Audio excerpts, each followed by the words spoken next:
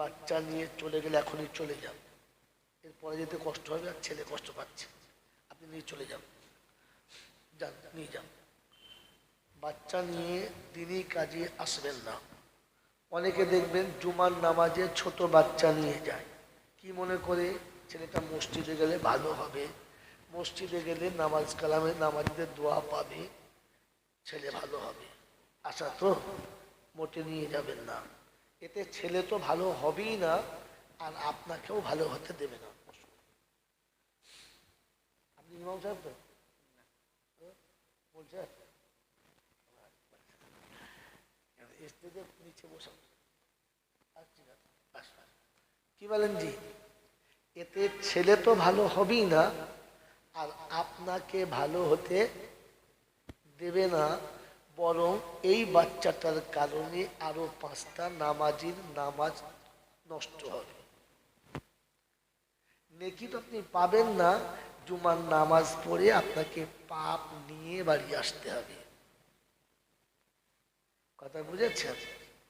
বাচ্চা বেশিরভাগ সময় মায়ের কাছে রাখবেন, তাহলে সন্তান নরম হবে, মেজাজ ভালো হবে, ভদ্র হবে।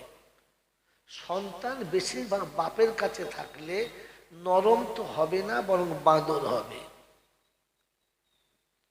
কারণ মানুষ পরিস্থিতির শিকার। যে দেশের মাটি যেমন, সে দেশের মানুষ তেমন।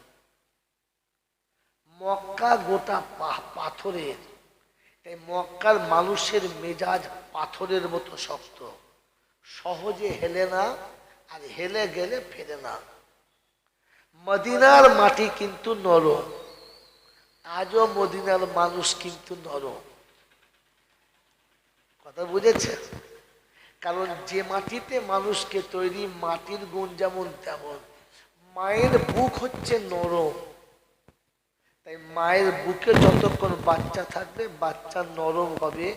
মায়ের মেজাজ নরম, মায়ের মেনে নেওয়ার ক্ষমতা আছে, মায়ের কাছে ধৈর্য আছে, সবর আছে। এই বাচ্চা বড় হলে মেনে নেওয়ার ক্ষমতা থাকবে, ধৈর্য এবং সবর পাবে। বাপের বুক হচ্ছে শক্ত, গরম, মেনে নেওয়ার ক্ষমতা নেই। এই বাবা, এই এই এই পিছনে কোন ছাড় ছাড় ছাড় ছাড়, যা পিছন যা। খ্যাপাটা করতে ঢুকলো বলতো? হ্যাঁ বুঝেছি আমি, ওকে পিছন পাঠাও, ওকে পিছন পাঠাও, তুমি ধরে বুঝে পাঠাও। হ্যাঁ বুঝেছি আমি, কিন্তু তা বলে এখন চলবে না, ও ক্ষতি করবে কথা। আমি যে কথাগুলো বলছি নোট করুন। আপনাদের তো এসব জলসা ভালো লাগবে না, কারণ আমি তো গল্পের মতো বলবো, অত সুর জানি না। ম্যাডাম উত্তম দোস্তর বুজুর্গ, মায়ের কাছে মেজাজ মানার, আর বাপের মেজাজ হচ্ছে কি জিদ করার।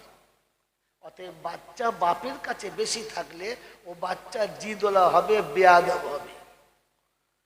মায়ের কাছে থাকলে মায়ের মেজাজ নরম, মানার ক্ষমতা আছে, অতএব বাচ্চা ওটা শিখবে। মনে থাকবে ইনশাল্লাহ। শয়তান চাইবে বাচ্চাটাকে ওদিকে পাঠা, তবে তো আমি ওকে জবাই করতে সুযোগ পাবো। কি জি? এখন তো নবীর সুন্নত আমাদের কাছে আছে কিনা জানি না, তবে ফেরাউনের সুন্নত আমাদের দেশে আছে। এখানে কিরকম প্রথমে এসছি জানি না। নবীর সুন্নত হচ্ছে বিবিকে পর্দায় রেখে বাচ্চা বিবির কাছে রাখা, আর ফেরাউনের সুন্নত হচ্ছে বাচ্চা নিজের কাছে রেখে বইয়ের হাতে ব্যাগ তুলে দেওয়া। এটা ফেরাউনের সুন্নত। কথা বুঝেছে? যারা বিবির হাতে ব্যাগ দেয় আর নিজের ছেলে নিয়ে রাস্তায় চলে, জানবেন যে ফেরাউনের উম্মত, এর কাছে ফেরাউনের সুন্নত, নবীর সুন্নত নাই। আমার কথা অস্বীকার করলে, মনে বাধা হলে এলাকার যে কোনো ভালো আলেমকে জিজ্ঞাসা করবেন যে হতভাগা জয়নাল এসছিল বলে গেছে বউয়ের হাতে ব্যাগ দিয়ে বাচ্চা নেওয়া নাকি ফেরাউনের সুন্নত।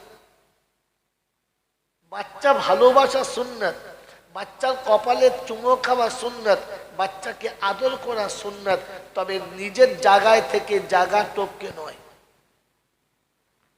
কথা মনে থাকবেন ইনশাল্লাহ।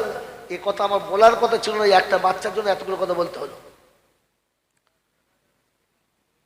মেরে মোহতম দোস্তর বুজুর্গ আল্লাহওয়ালা ভাইরা, জ্ঞানী জনেরা, বুদ্ধিজীবীরা, দিনই মাহফিলে বাচ্চা নিয়ে আসবেন না। যখন কথা ঠিক গুরুত্বপূর্ণ একটা কথা চলবে, শয়তান তখন আপনার কিছু বলবেন, ওই বাচ্চাটার পাচা টিপবে,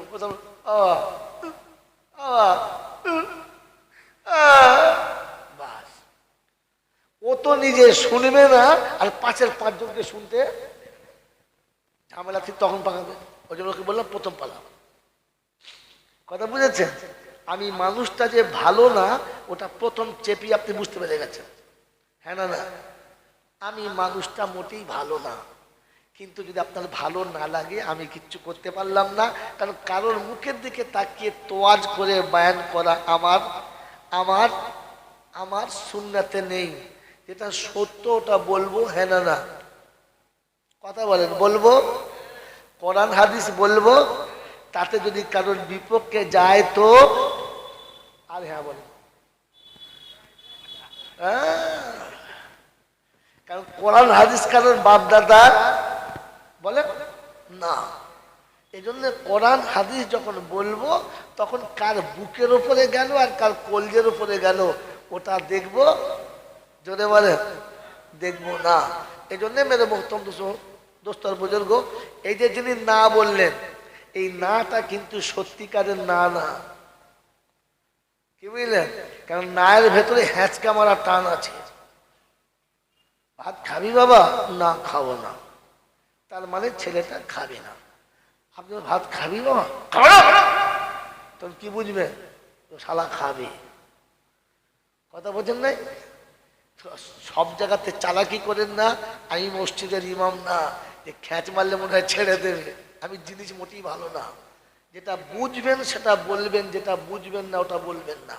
আলহামদুলিল্লাহ,